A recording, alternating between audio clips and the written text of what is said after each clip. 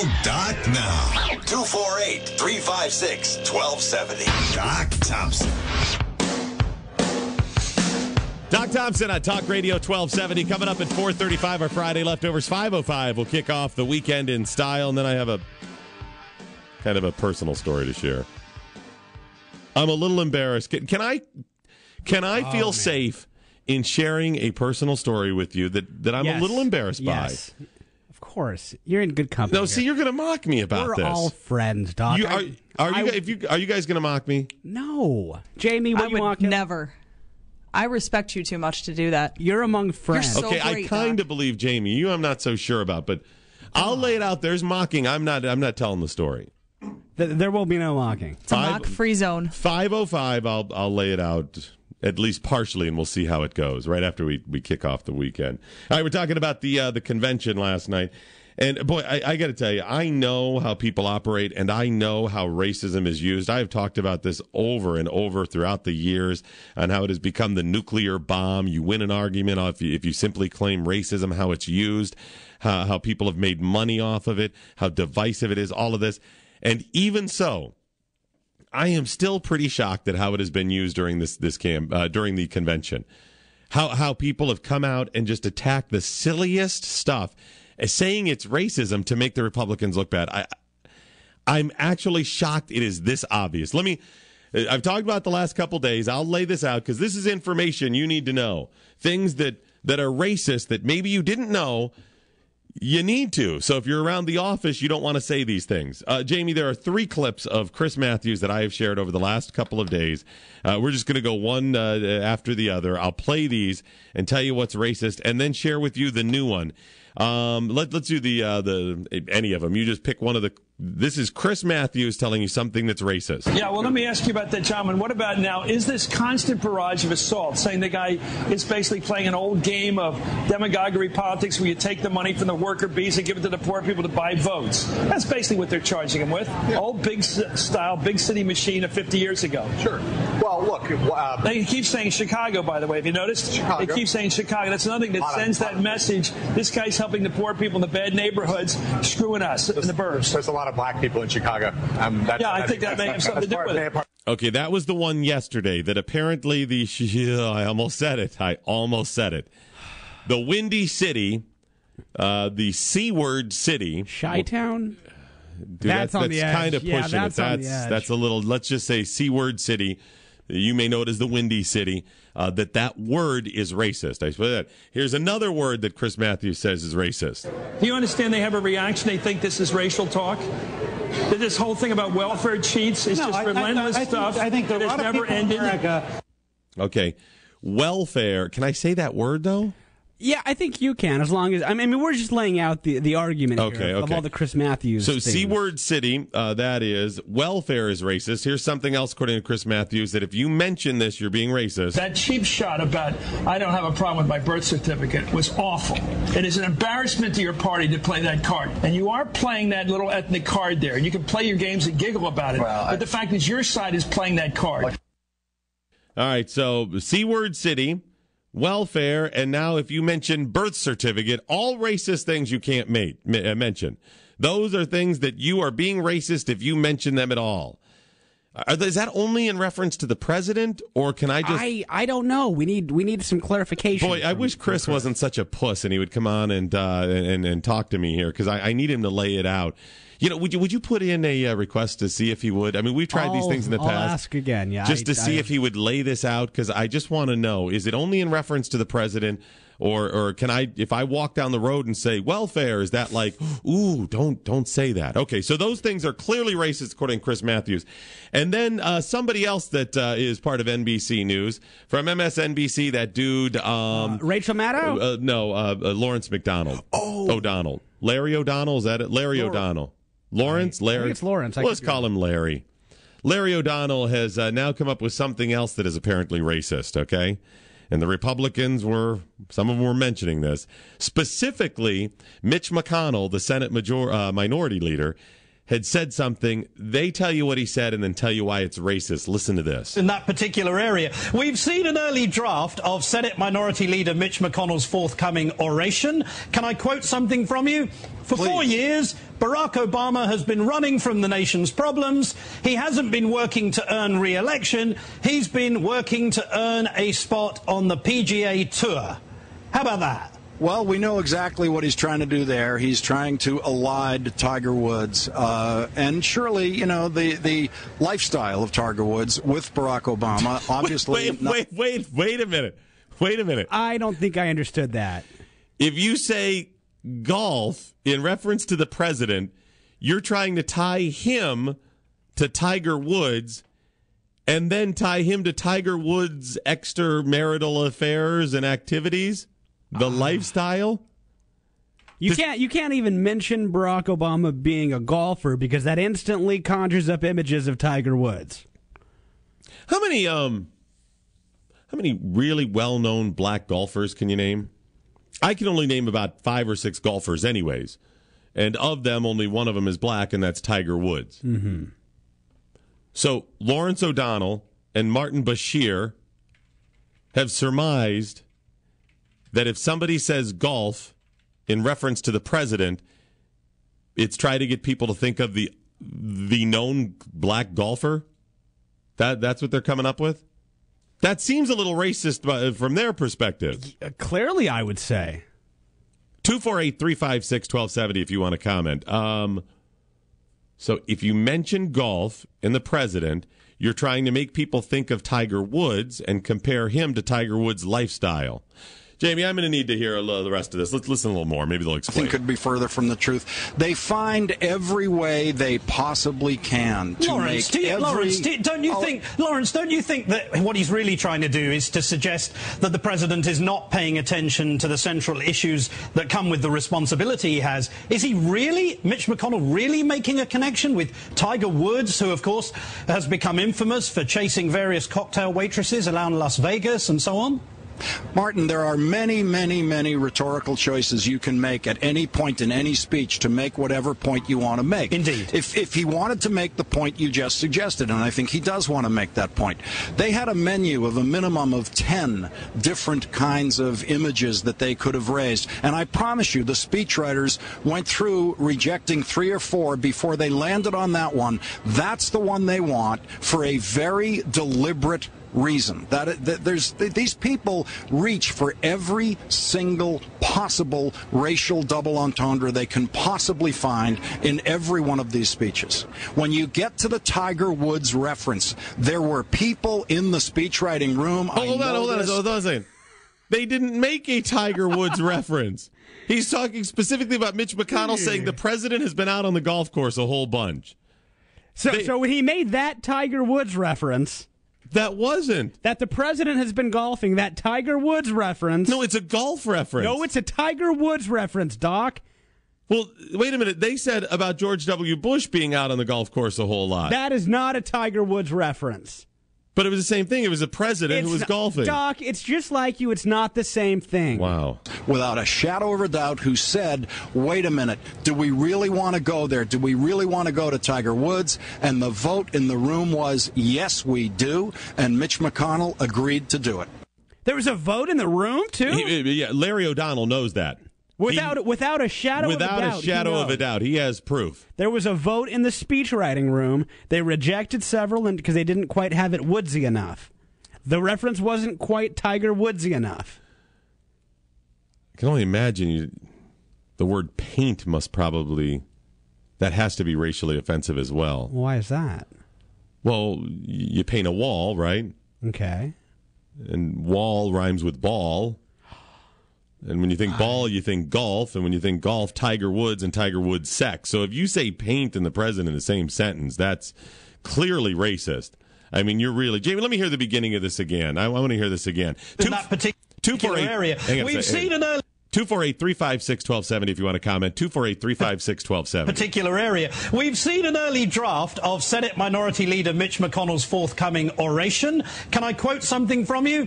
For 4 years, Barack Obama has been running from the nation's problems. He hasn't been working to earn re-election. He's been working to earn a spot on the PGA Tour. How about that? Well, we know exactly what he's trying to do there. He's trying to elide Tiger Woods. And surely, you know, the lifestyle of Tiger Woods with Barack Obama, obviously nothing could be further from the truth. They find every way they possibly can to Lawrence, make don't you think This is incredible. They're actually saying this is a Tiger Woods reference to say golf. I got to believe burgers. You couldn't say. If I say burgers, what do I say? What does that come to mind? Burger, Skip. What comes to mind? Greens. Greens is a. This is a color. Golf. You golf on green. You get it on there. Well, you know, we also can't even make any sort of reference to Las Vegas. Vegas. What is? Well, yeah, because I mean that's apparently where Tiger Woods would oftentimes go to. Oh, his romping.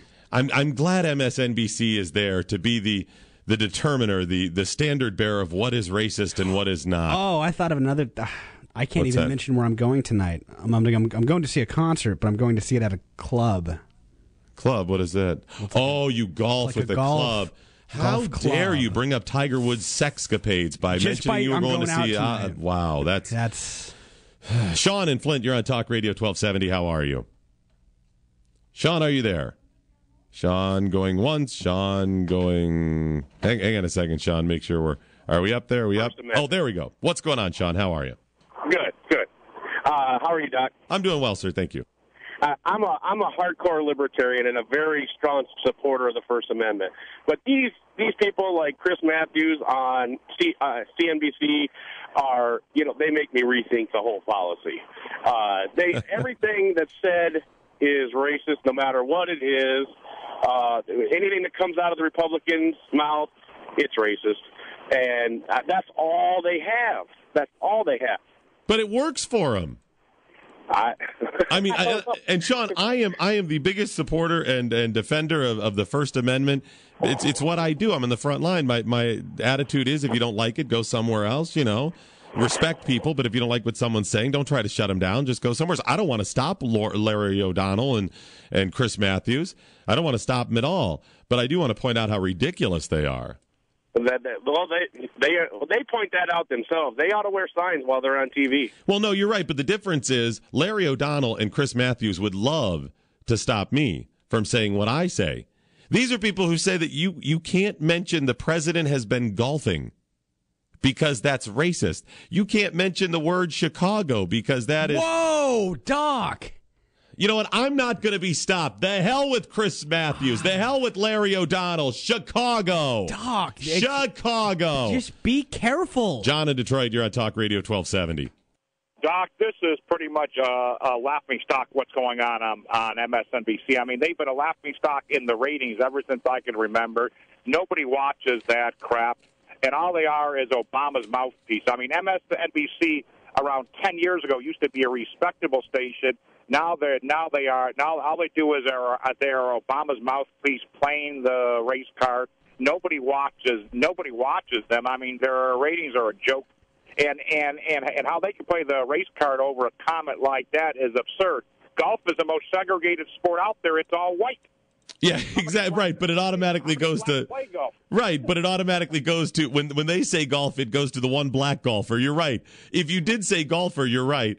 If you said people name, I could see if he said basketball, they might have a point. Right, exactly. That right. But golf, seriously, it's ridiculous, John. It's laughable. And I appreciate the call. Get to some more calls coming up. 248-356-1270.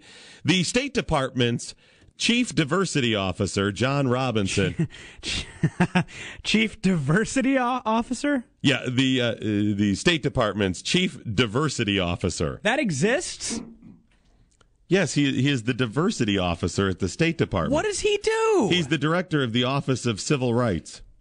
The Diversity Officer? Yeah, he's Civil Rights. Yeah, he wrote an article for the latest edition of State Magazine, State Magazine is the State Department's official magazine for employees. Now, quick little side note here. There's another thing to add to the list of crap we don't need that we spend money on. The State Department's official magazine, State Magazine. Is there like a congressional staffer that goes around and like knocks on the doors and saying, "Hey, would you like a subscription to State Magazine?" They probably just leave it in their mailbox or whatever. I mean, it costs $464 an issue, but it's got some great articles. Well, it does, like this one, where the chief diversity officer cautioned people on things that maybe they've been saying that are racially or culturally insensitive. Things like "hold down the fort." You know, you don't want to be rolling. Why is that? You don't want to use the phrase "hold down the fort." How is that racist? Do you know the history of "hold down the fort"? He says it is potentially insulting to American Indians. He said to hold down the fort originally meant to watch and protect against the vicious Native American intruders in the territories out west.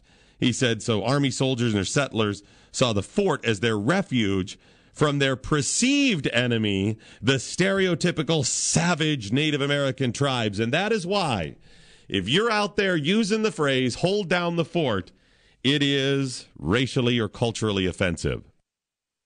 He's mentioned other things, too, like going Dutch. You don't want to randomly throw down the phrase "going Dutch." Going Dutch? Yeah, because that could... you split the tab? Yeah, it negatively stereotype Dutch people as being cheap. That could, and you certainly don't want to throw out "rule of thumb." You know, if you're out there, rule of thumb. Rule of thumb. Yeah, he said that. Is that insensitive to women? It is. It is. He says. I do know the history of that. Well, he says it can, according to female activists, refer to the antiquated law whereby the width of a husband's thumb was the legal size of the switch or rod he could beat his wife with. Yeah, I've heard that. But here's the thing, that's not accurate. No? No. Although that was the case, that's not the origination of the word or phrase "rule of thumb." That's not it. That came about much later. That came about in the 1700s. The rule of thumb, they don't know its original origin, but it by centuries predates that, when people used to use their thumb as a measuring instrument. Okay. This was a rule of thumb. For some, their thumb was about an inch or 2 inches or whatever. So they would know the length of their thumb, and they could go, or width, and say, okay, boom. They wouldn't have to take out their roller tape measure all the time. That was the rule of thumb. It's been hijacked to mean what these feminazis believe, and yet he went ahead and pandered into it. Going Dutch, by the way, they said it could refer to two things. It could refer to the concept of the Dutch door, where it's split top and bottom, because it's split into equal parts, or it could be that the Dutch often would split up their bills when they were going out. It doesn't mean they're cheap, it just means they split them up. But you don't want to say those phrases according to the chief diversity officer. You also shouldn't use the word handicap at all. Not handicapped, handicap. Why? Well, because people that are disabled believe the term is rooted in the correlation between disabled individuals and a beggar who had to beg with a cap in his hand because of the inability to maintain employment. So you don't want to say any of those things. What about sports handicappers? No, you can't do that. That's wrong. This is the guy who was behind, or at least very critical, of Nike rolling out its black and tan sneaker. The black and tan sneaker, because it could be a reference, or believed by some, to the group that committed atrocities against the Irish, the black and tan. Like when you drink a black and tan beer, something like that. With a Guinness and Bass. Yeah, you don't want to do any of that, because that's all really, really offensive. Wow, I had no idea. I mean, I'm really glad that we have a state the diversity officer. The diversity officer. I just wish he would get together with Chris Matthews and Larry O'Donnell, and they would come up with a list of things we can't say. I mean, it seems to be that it's just about everything that you can't say, that could be potentially troubling to some, that would be racially or culturally offensive. I mean, just the phrase chief diversity officer. Chief diversity? Chief? Oh, goodness. That's clearly a reference to Native Americans. An officer? Really? You're saying he's an officer, like in the military? Warmongering members of the military? And even if it's an officer that's been in the military is responsible or potentially could be a part of a war or some sort of violence. I'm wondering if either one of those terms could be used. I think they definitely could. You could definitely make that argument. I mean, that's less of a stretch than mentioning the president and golf in the same sentence brings up a correlation of Tiger Woods. What is hilarious is these same nuts who tell you not to say certain things like that are the ones who have also tried to change things like, you have to say wetlands now, not swamp. You have to say wetlands. Now, why did they change that? That's to market them. Because they would have a really hard time saying, we need to protect the swamps. I mean, swamp is not a positive word. Save our swamp. Right. You don't want to. No, it's a wetland. It's a land filled with its own ecology. It has its own little creatures in there and everything. But not a swamp. You don't want that. It's a wetland. It's a lovely wetland. You can't say ghetto because that's racist. You got to say disadvantaged area or something like that. These are all very good. Jay in Southfield, you're on Talk Radio 1270. How are you? Oh, you're not scared to talk to me today, huh? Scared to talk to you today. What do you mean? Yeah, you skipped over me yesterday. I skipped over you yesterday. When yesterday? You went and took a call from what's his name? The Jerry guy from Detroit. I was like, wow. Jerry from Jay. I'm just going to calls, man. I know. I'm always going to mess with you. Oh, okay. You lost me there for a bit. Okay. You must got a bug up your butt because this is the second day in a row you're talking about this, man. What's going on? Well, no, there's new information because I said now Larry O'Donnell has claimed that, like Chris Matthews, that some of these random words are racist. Well, a lot of them are, but the golf analogy, I'll end up on your side on the golf analogy one. But what about Chicago? Pardon? What about Chicago? Well, Chicago has been long. The term Chicago in politics have long been connected with less than favorable results. Well, that's true, but that doesn't make it racist, though. It doesn't make it racist. Well, and Chris Matthews clearly said it was racist. Now, if he wants to say that by saying Chicago, they want to make the president out to be a thug or something like that, or play dirty politics, absolutely. I'm not trying to, but to say it's racist, I mean, Jay, that's wrong. Okay, so your problem is not all the other words; it's just those two terms. So you're just talking about Chicago and then the no, and I'm talking about O'Donnell thing. Right, I'm talking about the three things that Chris Matthews has claimed. And the one thing that Larry O'Donnell that I know of has claimed as being racist, when you mention them with the president, they don't seem racist to me. Number one, Chicago. Number two, birth certificate. Number three, welfare. And number four, golf. Those things are not inherently racist to mention with the president. Well, it does when you put out a commercial like the Republican Party did, and it shows white people working, no black people in the commercial. And then it goes, hey, you're out here working hard, you're sweating, while other people are getting free stuff. That always throws in the tinge of racism. Like, hey, black people out there getting all this stuff for free. They're $400 or $500 a month. That's going to make them rich.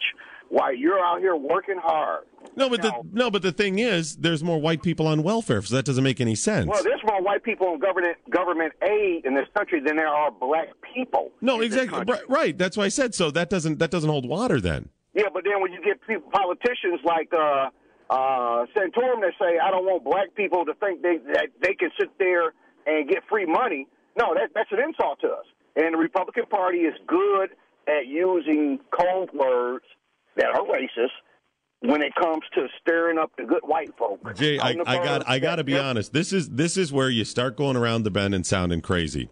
I'm only repeating what they're talking about. No, hang on. This is what I always bring up when I say people are brainwashed to this stuff. Jay, when I talk about welfare and this stuff, I don't care who it is that's on welfare that could be working and is not. I don't care who's getting a leg up. Not you. I'm talking about the Republican Party. See, and certainly I don't speak for the Republican Party. I'm not a Republican. I don't know all the Republicans. I'm talking about me and the people I know. Maybe there are some hidden motives of people I don't know. But, Jay, the people I know, when they say this stuff, they don't care. I wish for a second you could candidly be around me and other people I know to see how crazy this stuff is. There may be people out there that are doing or saying that really believe that. That is not my perspective, and I don't think that's their objective to say, well, we're just being racist or trying to say the black people are getting stuff. It's crazy. I don't care who it is. We got to stop this stuff. I use the term hold water. That's not racist or anything, is it? I don't know the origin of that. I mean, I think it just means like a vessel that could hold water, right? Well, it just eventually means that your argument doesn't stand up, i.e. your argument does not hold water. Okay, because that was the one Jesse Jackson used when he was in town. Remember a couple months ago? Oh, yeah. If there is a hole in the bucket, the water cannot be contained. Yes. And I'm wondering, I just wanted to make sure it wasn't treading in an area I shouldn't be. Robert in Walled Lake, you're on Talk Radio 1270. Hey guys, how you doing? How you doing? Have a good week. Happy Labor Day weekend, eh? Yes, absolutely. Yeah, hey, you definitely can't say spending like a drunken sailor, because that'll go right back to Barack, because every time he says something stupid, he invites him over and gives him a beer. You can't. Gets him drunk. So you can't say drunken sailor. Well, I think that, that would be insensitive to alcoholics as well. I mean, you can't say that, but I appreciate the call. By the way, real quick, one more comment before we get to the Friday leftovers on the whole convention, the Republican, the Democrats having theirs network. The National Atheist Party is canceling its convention due to lack of funding.